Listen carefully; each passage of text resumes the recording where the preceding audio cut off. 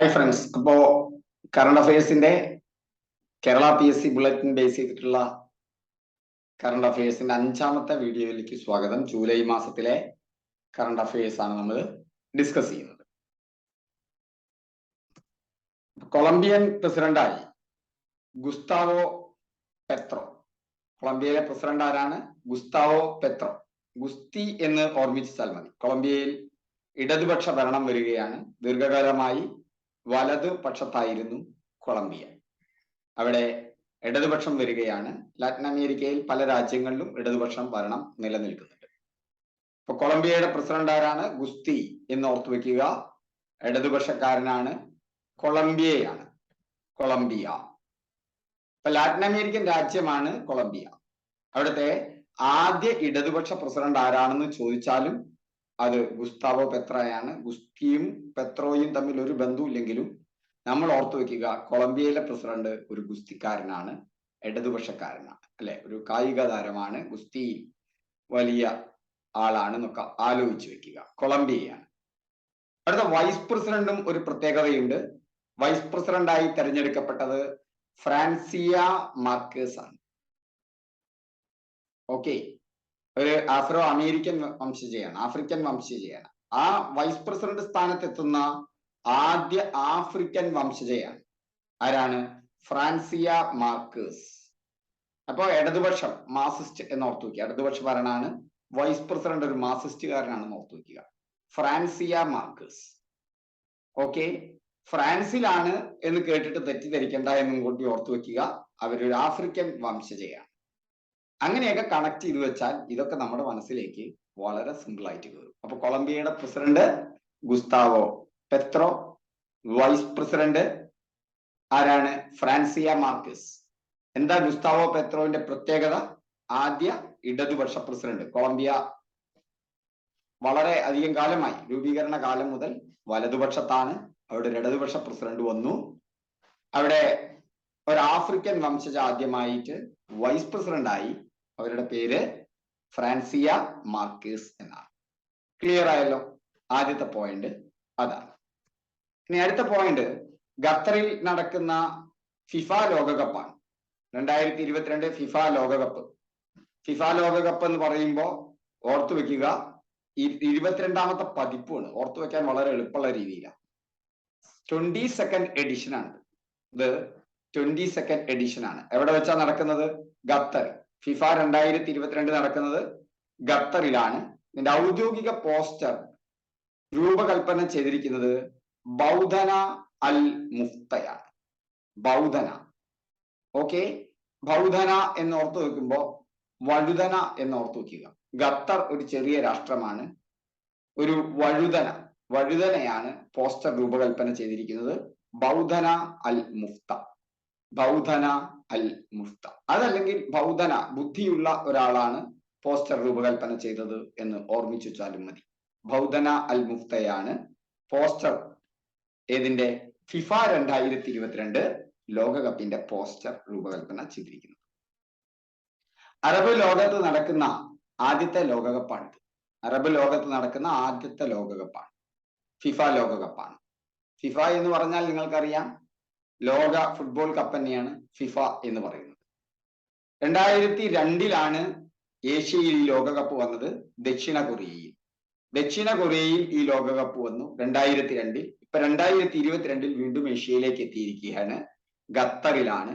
Arab ലോകത്ത് നടക്കുന്ന ആദ്യത്തെ ലോകകപ്പ്, ഏഷ്യയിൽ നടക്കുന്ന 2ാമത്തെ ലോകകപ്പും എന്ന വിശേഷണം ഈ ഫിഫ 2022 ലോകകപ്പിനുണ്ട്, അല്ലെ? പലരും കേരളത്തിൽ നിന്നൊക്കെ ഈ ഫിഫ ലോകകപ്പ് കാണാൻ പോകുന്നുണ്ട്. ഈ ഫിഫ ലോകകപ്പ് 2022 22ാമത്തെ എഡിഷൻ ഖത്തറിലെ ലോകകപ്പിന് മറ്റൊരു പ്രത്യേകതയുണ്ട്. എന്താണ് ആ മറ്റൊരു പ്രത്യേകത? ഖത്തറില് കടുത്ത ചൂടാണ്. അതുകൊണ്ട് നവംബർ അവസാനം മുതൽ ഡിസംബർ പകുതി വരെയാണ് ലോകകപ്പ് നടക്കും. സാധാരണ മെയ് ജൂൺ മാസങ്ങളിൽ ലോകകപ്പ് നടക്കാറുണ്ട്. പക്ഷെ മെയ് ജൂൺ അല്ലെങ്കിൽ ജൂലൈ മാസങ്ങളിൽ ആതിഥേയത്വം വഹിക്കാത്ത ആദ്യത്തെ ലോകകപ്പാണിത്. സാധാരണ ഈ ലോകകപ്പ് ഏത് മാസങ്ങളിലൊക്കെയാണ് നടക്കാറ്? മെയ്യിൽ നടക്കാറുണ്ട്, ജൂണിൽ നടക്കാറുണ്ട്, ജൂലൈയിൽ നടക്കാറുണ്ട്. പക്ഷെ 28 ദിവസം കൊണ്ട്, ചുരുങ്ങിയ ദിവസങ്ങൾക്കുള്ളിൽ നവംബർ അവസാനം മുതൽ ഡിസംബർ പകുതി വരെ ഈ ലോകകപ്പ് നടക്കും. ഇത് ആതിഥേയത്വം വഹിക്കാത്ത ആദ്യത്തെ ടൂർണമെന്റ് ആയിട്ട് ഇത് മാറും. ഇതായിരുന്നു ആദ്യത്തെ അവസ്ഥ. ഈ അവസ്ഥ മാറിയിട്ടുണ്ട്, ഞാൻ അപ്ഡേറ്റ് ചെയ്ത് തരട്ടെ. ഇപ്പോ നവംബർ ഡിസംബർ മാസങ്ങളിലാണ് നടക്കാൻ പോകുന്നത്. ഓക്കെ, അടുത്ത പോയിന്റിലേക്ക് പോവാം. ഇനി മറ്റൊന്ന് തമിഴ്നാടുമായി ബന്ധപ്പെട്ട ഒരു കറണ്ട് അഫയേഴ്സ് ആണ്. കോവിഡ് ആണല്ലോ. COVID-19 പകർച്ചവ്യാധിയുടെ ഫലമായി നമുക്കറിയാം എല്ലാ ക്ലാസ്സുകളിലും ഒരു പഠന വിടവ് ഉണ്ടായിട്ടുണ്ട്. യഥാർത്ഥത്തിൽ ഓൺലൈൻ എഡ്യൂക്കേഷനോടുള്ള ഒരു വിപ്രതിപത്തി പൊതുവെ ഉണ്ട് അല്ലെ. യഥാർത്ഥത്തിൽ അത്ര പ്രശ്നക്കാരനൊന്നല്ല ഓൺലൈൻ എഡ്യൂക്കേഷൻ. പക്ഷെ നമുക്ക് പലപ്പോഴും ഗ്രാമപ്രദേശങ്ങളിലൊന്നും തന്നെ അത്രത്തോളം ഇന്റർനെറ്റ് എത്തിയിട്ടില്ല. കേരളത്തിലൊക്കെ പിന്നീടെങ്കിലും തമിഴ്നാട്ടിൽ. അതുകൊണ്ട് തന്നെ കേരളത്തിലുമുണ്ട് തമിഴ്നാട്ടിലുമുണ്ട് കുട്ടികളിൽ പഠന വിടവുണ്ട്. ആ കഴിഞ്ഞ 2 വർഷക്കാലം കുട്ടികൾക്ക് വേണ്ടത്ര പഠനം നടന്നിട്ടില്ല. അപ്പൊ അത് നികത്തുന്നതിന് തമിഴ്നാട്ടിൽ ആരംഭിച്ച പദ്ധതിയാണ് എന്നും എഴുതും സ്കീം. ആ പദ്ധതിയുടെ പേര് എന്നും എഴുതും സ്കീം. ഒരു പ്രയാസമില്ല ഓർത്തു വെക്കാൻ, പ്രത്യേകിച്ച് ഒരു കോഡൊന്നും വേണ്ട. കുട്ടികളെ കൊണ്ട് എന്നും എഴുതിപ്പിക്കുന്ന സ്കീമാണെന്ന് ഓർത്തു വെച്ചാൽ മതി. തമിഴ്നാട്ടിലാണ് COVID-19 പശ്ചാത്തലത്തിൽ അധ്യയന വർഷം നഷ്ടപ്പെട്ട കുട്ടികളുടെ പഠന വിടവ് നികത്തുന്നതിനുള്ള പ്രോഗ്രാമാണ്. കേരള സർവകലാശാലയ്ക്ക് ഒരു സന്തോഷ വാർത്ത. നാഷണൽ അക്രഡിറ്റേഷൻ കൗൺസിലിന്റെ നാക് എന്ന് പറയും. നാഷണൽ അക്രഡിറ്റേഷൻ കൗൺസിലിന്റെ A++ അക്രഡിറ്റേഷൻ കിട്ടി. ഏതാ കിട്ടിയത്? A++ അക്രഡിറ്റേഷൻ ആർക്ക് കിട്ടി? കേരള സർവകലാശാലയ്ക്ക് കിട്ടി. National accreditation, national Assessment and accreditation council എന്നുണ്ട്, നമുക്ക് പഠിക്കാം. അതിന്റെ A++ ഏറ്റവും വലിയ അക്രഡിറ്റേഷൻ ആണ്. A++ ഉണ്ട്, A+ ഉണ്ട്, B+ ഉണ്ട്, B ഉണ്ട്, C ഉണ്ട്. അതിൽ ഏറ്റവും വലിയ അക്രഡിറ്റേഷൻ ആണ്. ആദ്യമായാണ് കേരളത്തിലെ ഒരു സർവകലാശാലയ്ക്ക് ഇത്രയും ഉയർന്ന റാങ്ക് ലഭിക്കുന്നത്. കേരളത്തിലെ ഒരു സർവകലാശാലയ്ക്ക് ആദ്യമായിട്ടാണ് നാക്കിന്റെ A++ അക്രഡിറ്റേഷൻ ലഭിക്കുന്നത്. ഓക്കെ, എന്താണ് നാക് എന്ന് പറഞ്ഞാൽ? NAAC, national. N stands for national, A stands for assessment, അടുത്ത A അക്രഡിറ്റേഷൻ, അടുത്ത C council. National Assessment and accreditation council എന്നാണ് അതിന്റെ മുഴുവൻ പേര്. നാക് എന്നാണ്. ഇന്ത്യയിലെ ഉന്നത വിദ്യാഭ്യാസ സ്ഥാപനങ്ങളെ, ഹയർ എഡ്യൂക്കേഷൻ ഇൻസ്റ്റിറ്റ്യൂഷൻസിനെ വിലയിരുത്തുകയും അംഗീകാരം നൽകുകയും ചെയ്യുന്ന സ്ഥാപനമാണ് നാക്. ഇപ്പൊ നാഷണൽ അസസ്മെന്റ് ആൻഡ് അക്രഡിറ്റേഷൻ കൗൺസിലിന്റെ A++ അക്രഡിറ്റേഷൻ കേരള സർവകലാശാലയ്ക്ക് കിട്ടി. കേരളത്തിൽ ആദ്യമായാണ് ഒരു സർവകലാശാല ഇത്രയും വലിയ അക്രഡിറ്റേഷൻ ലഭിക്കുന്നത്. ഓർത്തിരിക്കുക. യൂണിവേഴ്സിറ്റി ഗ്രാന്റ് കമ്മീഷൻ ധനസഹായം, UGC ധനസഹായമാണ് നാഷണൽ അസസ്മെന്റ് ആൻഡ് അക്രഡിറ്റേഷൻ കൗൺസിലിൽ ഉള്ളത്. അത് കൂടാതെ ഇതിന്റെ ആസ്ഥാനം ഓർത്തു വെക്കുക, ആസ്ഥാനം ബാംഗ്ലൂരാണ്. ഇതിന്റെ ആസ്ഥാനം എവിടെയാണ്? ബാംഗ്ലൂരാണ്. അടുത്ത വളരെ പ്രധാനപ്പെട്ട പോയിന്റ് ആണ് മൊബൈൽ ഫോണിന് അടിമപ്പെടുന്ന കുട്ടികൾ. ആ മൊബൈൽ ഫോണിന് അടിമപ്പെടുന്ന കുട്ടികളെ അതിൽ നിന്ന് മോചിപ്പിക്കാനായി കേരള പോലീസ് ഒരു പദ്ധതി ആരംഭിച്ചിട്ടുണ്ട്. ആ പദ്ധതിയുടെ പേരാണ് കൂട്ട്. എന്താണ് ആ പദ്ധതിയുടെ പേര്? കൂട്ട് എന്നാണ് ആ പദ്ധതിയുടെ പേര്. എന്നും എഴുതും സ്കീം എന്താണ്? തമിഴ്നാട്ടിലെ കുട്ടികളുടെ COVID-19 കാരണം നഷ്ടപ്പെട്ട അധ്യയന വർഷങ്ങൾ കാരണമുള്ള പഠന വിടവ് നികത്തുന്നതിന് വേണ്ടി ആരംഭിച്ച സ്കീമാണ് എന്നും എഴുതും സ്കീം. പക്ഷെ കൂട്ട് മൊബൈൽ അഡിക്ഷനിൽ നിന്നും കേരളത്തിലെ കുട്ടികളെ മോചിപ്പിക്കുന്നതിന് വേണ്ടി സംസ്ഥാന പോലീസ് ആരംഭിച്ച പ്രത്യേക പദ്ധതിയാണ്. അടുത്തൊന്ന് ഐക്യരാഷ്ട്രസഭയുടെ ഇന്ത്യയിലെ സ്ഥിരം പ്രതിനിധിയായി രുചിര കാംബോജിനെ നിയമിച്ചു. ഇന്ത്യയിലെ സ്ഥിരം പ്രതിനിധി, ഐക്യരാഷ്ട്രസഭയിലെ ഇന്ത്യയുടെ സ്ഥിരം പ്രതിനിധി മാറിയിരിക്കുന്നു രുചിര കാംബോജി. രുചിര, നല്ല രുചിയുള്ളത് അല്ലെ? കാംബോജി, കാബേജ് എന്ന് ഓർത്ത് വെച്ചാൽ നല്ല രുചിയുള്ള കാബേജ് ആണ് ഐക്യരാഷ്ട്രസഭയിലെ ഇന്ത്യയുടെ പ്രതിനിധി സ്ഥിരം കഴിക്കുക എന്ന് ഓർത്ത് വെച്ചാൽ. അപ്പോ രുചിയുള്ള കാബേജ്, രുചിര കാംബോജിയെ നിയമിച്ചു. ഇതിനു മുമ്പ് ആരായിരുന്നു? TS തിരുമൂർത്തിയായിരുന്നു. TS തിരുമൂർത്തിയായിരുന്നു ഇതിനു മുന്നേ ഉള്ള ആൾ. ഇപ്പോ രുചിര കാംബോജിയാണ് UN ഇന്ത്യയെ പ്രതിനിധീകരിക്കാൻ പോകുന്നത്. അടുത്തൊരു സന്തോഷ വാർത്ത, Ottawa Indian film festival. Ottawa എന്ന് പറഞ്ഞാൽ കാനഡയുടെ തലസ്ഥാനമാണ്. അവിടെ നടക്കുന്ന ഇന്ത്യൻ ഫിലിം ഫെസ്റ്റിവലിൽ നമ്മുടെ സംസ്ഥാനത്തു നിന്നുള്ള ഒരു സിനിമയ്ക്ക് മികച്ച പുരസ്കാരം. ആ സിനിമയുടെ പേര് നിഷിദ്ധോ എന്നാണ്. എന്താണ് ആ സിനിമയുടെ പുരസ്കാരം? അവാർഡ് കിട്ടിയ സിനിമ നിഷിദ്ധോ ആണ്. നിഷിദ്ധോക്ക് ഒട്ടാവ ഇന്ത്യൻ ഫിലിം ഫെസ്റ്റിവലിൽ മികച്ച ചിത്രത്തിനുള്ള പുരസ്കാരം കിട്ടി. കേരള സർക്കാരിന്റെ സ്ത്രീ ശാക്തീകരണ കാഴ്ചപ്പാടിൽ സംസ്ഥാന ചലച്ചിത്ര വികസന കോർപ്പറേഷൻ നിർമ്മിച്ച ആദ്യ സിനിമയാണ് നിഷിദ്ധോ. ആരാണ് ഈ നിഷിദ്ധോ എന്നുള്ള ഫിലിം നിർമ്മിച്ചിട്ടുള്ളത്? അത് സംസ്ഥാന ചലച്ചിത്ര വികസന കോർപ്പറേഷൻ ആണ്. ആ സംസ്ഥാന ചലച്ചിത്ര വികസന കോർപ്പറേഷൻ നിർമ്മിച്ച ആദ്യ സിനിമയാണ് നിഷിദ്ധോ. അതും ഓർത്തു വെക്കുക, സ്ത്രീ ശാക്തീകരണവുമായി ബന്ധപ്പെട്ട ഒരു സിനിമയാണ് നിഷിദ്ധോ. ആ നിഷിദ്ധോക്ക് കാനഡയിലെ ഒട്ടാവ ഇന്ത്യൻ ഫിലിം ഫെസ്റ്റിവലിൽ മികച്ച ചിത്രത്തിനുള്ള പുരസ്കാരമാണ്. ഓർത്തു വെക്കാം, സ്ത്രീകൾക്ക് പലതും നിഷിദ്ധമാണ് അല്ലെ? എല്ലാം നിഷിദ്ധമാണ്.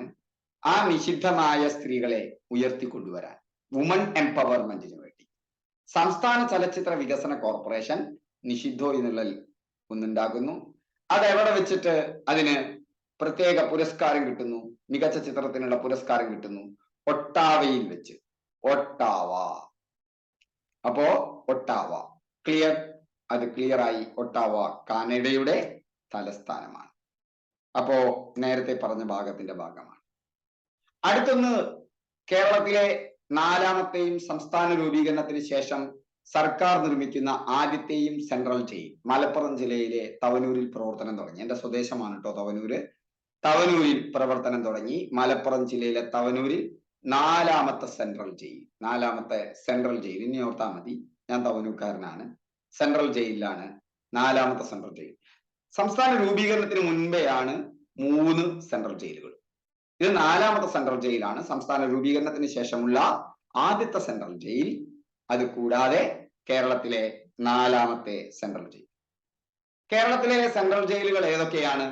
ഒന്ന് പൂജപ്പുര, ഒന്ന് കണ്ണൂർ, തവനൂർ, വിയ്യൂർ. ഇങ്ങനെ 4 സെൻട്രൽ ജയിലുകളാണ് കേരളത്തിലുള്ളത്. പൂജപ്പുരയുണ്ട്, കണ്ണൂരുണ്ട്, തവനൂരുണ്ട്, വിയ്യൂരുണ്ട്. അങ്ങനെ 4 പൂജപ്പുരകളാണ്. മറ്റൊന്നും ഞങ്ങളുടെ അടുത്ത നാട്ടുകാരനാണ്. മഹാകവി പി സ്മാരക ട്രസ്റ്റ് ഏർപ്പെടുത്തിയ പി സ്മാരക പുരസ്കാരം അല്ലെ? അത് ആർക്കാണ്? ആലങ്കോടാണ്. ആലങ്കോടും ഈ തവനൂരിന് അടുത്തുള്ള ഒരു പ്രദേശമാണ്. ആലങ്കോട് ലീലാകൃഷ്ണൻ അപ്രത്യക്ഷം, പെട്ടെന്ന് പ്രത്യക്ഷമാവുകയും അപ്രത്യക്ഷം ചെയ്യുകയും ആവുന്ന ആളാണല്ലോ ലീലാകൃഷ്ണൻ. മഹാകവി പി സ്മാരക പുരസ്കാരം അത് ആർക്കാണ്? ആലങ്കോട് ലീലാകൃഷ്ണനാണ്. അക്ഷരമുദ്ര പുരസ്കാരം മറ്റൊരാളാണ്. അത് ആർക്കാണ്? അത് നമ്മുടെ സി രാധാകൃഷ്ണനാണ്. എന്ത് പുരസ്കാരം? അക്ഷരമുദ്ര പുരസ്കാരം അല്ലെ? ഇതൊന്നും മറന്നു പോകണ്ട. സച്ചിദാനന്ദന്, കെ സച്ചിദാനന്ദന് ഒരു പുരസ്കാരം കിട്ടിയല്ലോ. എന്ത് പുരസ്കാരമാണ്? എന്തോ ഒരു ഗോവിന്ദ അല്ലെ? അതൊന്ന് ആലോചിച്ച് നോക്കൂ, ഒന്ന് കമന്റ് ചെയ്യൂ. നമ്മൾ പഠിച്ചതാണ്, ഒന്ന് ഓർത്ത് നോക്കൂ. സച്ചിദാനന്ദന് കിട്ടിയ പുരസ്കാരം. അപ്പോ ചിന്ത പുരസ്കാരം വന്നിട്ടുണ്ട്. ഇനി നമുക്ക് കുറച്ച് എന്ത് ചെയ്യാം, ഇതിൽ നിന്നുള്ള ചോദ്യങ്ങൾ നോക്കാം. കൊളംബിയയിലെ പ്രസിഡന്റ് ആരാണ്? A Shinzo Abe, B Yasir Lapid, C Gustavo Petro, D Francia Marquez. ആരാണ് കൊളംബിയയിലെ പ്രസിഡന്റ്? കൊളംബിയയിലെ പ്രസിഡന്റ് ഗുസ്താവോ പെത്രോ ആണ്. കൊളംബിയയിലെ പ്രസിഡന്റ് ആരാണ്? Gustavo Petro. കൊളംബിയയിലെ വൈസ് പ്രസിഡന്റ് ആണ്. ഞാൻ എഴുതിയത് അടുത്തത് തെറ്റിയതാണ്. കൊളംബിയയിലെ വൈസ് പ്രസിഡന്റ് എന്നായിരുന്നു അത് അടുത്ത ചോദ്യം വരേണ്ടത്. കൊളംബിയയിലെ വൈസ് പ്രസിഡന്റ് ആരാണ്? ഫ്രാൻസിയ മാർക്കേസ്. രണ്ടും ഓർത്തു വെക്കാൻ ഞാൻ എളുപ്പവഴി പറഞ്ഞിട്ടുണ്ട്. കൊളംബിയയിലെ ആദ്യത്തെ ഇടതുപക്ഷ പ്രസിഡന്റ് ആണ്. അയാൾ ഒരു ഗുസ്തിക്കാരനാണെന്ന് വിചാരിക്കുക. മറ്റേത് ആദ്യ ആഫ്രിക്കൻ വംശജ ഒരു വൈസ് പ്രസിഡന്റ് ആവുകയാണ് കൊളംബിയയിൽ. അത് ആരാണ്? ഫ്രാൻസിയ മാർക്കേസ്. മാർക്സിസ്റ്റ് ആണ്, മാർക്കേസ് ആണെന്ന് വിചാരിക്കുക.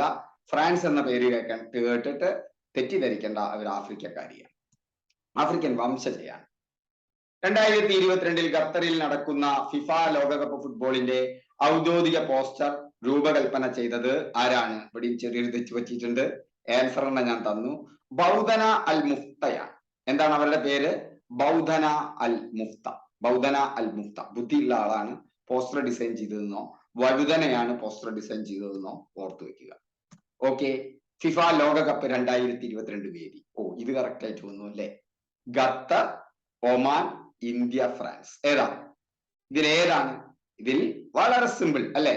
ഖത്തർ 22ാമത്തെ എഡിഷൻ ആണ് ഖത്തർ ലോകകപ്പ്. ഏഷ്യയിൽ നടക്കുന്ന 2ാമത്തെ ലോകകപ്പാണ്. അറബ് രാജ്യങ്ങളിൽ നടക്കുന്ന ആദ്യത്തെ ലോകകപ്പാണ്.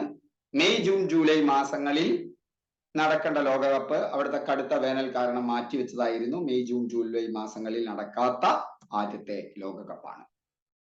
COVID-19 പകർച്ചവ്യാധിയുടെ ഫലമായി 8 വയസ്സിന് താഴെയുള്ള വിദ്യാർത്ഥികൾക്കിടയിലുള്ള പഠന വിടവ് നികത്തുന്നതിന് തമിഴ്നാട്ടിൽ ആരംഭിച്ച പദ്ധതി ഏതാണ്?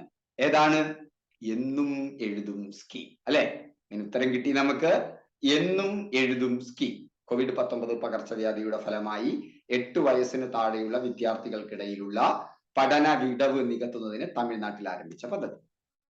നാഷണൽ അക്രഡിറ്റേഷൻ കൗൺസിലിന്റെ അല്ലെ? നാഷണൽ അക്രഡിറ്റേഷൻ കൗൺസിൽ എന്ന് മാത്രമല്ല, നാഷണൽ അസസ്മെന്റ് അക്രഡിറ്റേഷൻ കൗൺസിലിന്റെ നാക്, NAAC എന്ന് പറയും, നാക് A+ അക്രഡിറ്റേഷൻ ലഭിച്ച സർവകലാശാല ഏതെയാണ്?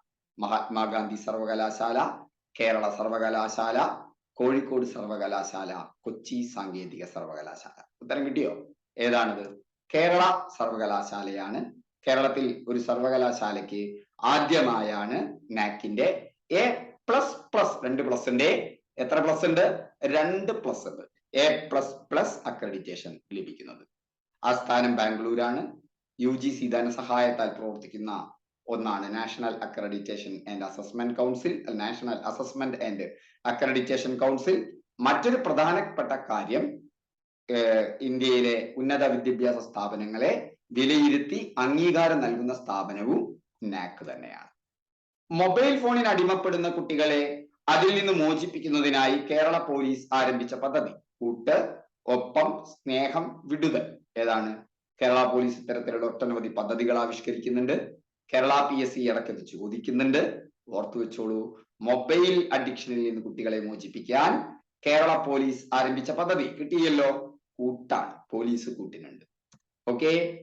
ഐക്യരാഷ്ട്രസഭയുടെ ഇന്ത്യയുടെ സ്ഥിരം പ്രതിനിധി ആകാശ് അംബാനി, അമിതാഭ് കാന്ത്, രുചിര കാംബോജി, PS തിരുമൂർത്തി. ആരാണ്? കിട്ടിയല്ലോ.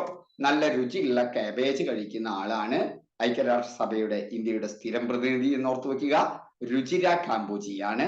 അപ്പൊ TS തിരുമൂർത്തിയോ? ഇതുവരെ സ്ഥിരം പ്രതിനിധി ആയിരുന്നത് TS തിരുമൂർത്തിയായിരുന്നു. നിലവിൽ രുചിര കാംബോജിയാണ്. കേരള സർക്കാരിന്റെ സ്ത്രീ ശാക്തീകരണ കാഴ്ചപ്പാടിൽ സംസ്ഥാന ചലച്ചിത്ര വികസന കോർപ്പറേഷൻ നിർമ്മിച്ച ആദ്യ സിനിമ ഏതാണ്?